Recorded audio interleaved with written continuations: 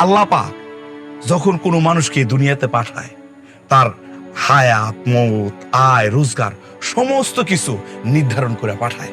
মানুষ চাইলেও কম বেশি করতে পারে না। তারপরও মানুষ বুঝা না বুঝা টাকা রোজগার করার জন্য এমনি হাই হুতা শুরু করে দেয়। ভালো থাকার জন্য, সুখে থাকার জন্য অনেক কিছু করে, কিন্তু লাভ নাই আম্মা। যখন যেটা হবে ঠিক ওই সময়ই হবে, এর আগেও হবে না, পরেও হবে না।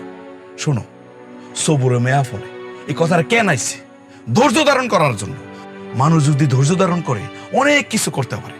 এই যে ধৈর্যের কথা বারবার কেন আসছে, সব জায়গায় ধৈর্যের কথা আইছে, অথচ তোমরা কোনো ধৈর্য ধারণ করতে চাও না। তোমরা সময়ের আগে ছুটো।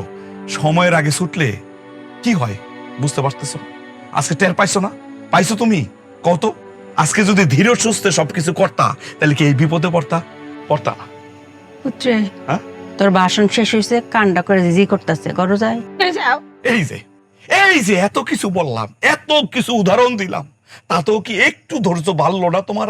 এটা খুঁজে পারছে না, কতক্ষণ ধরে টাইট কাটিয়ে রইছি, ধৈর্য না থাকলে তো কুম্বলে গেলাম গলে।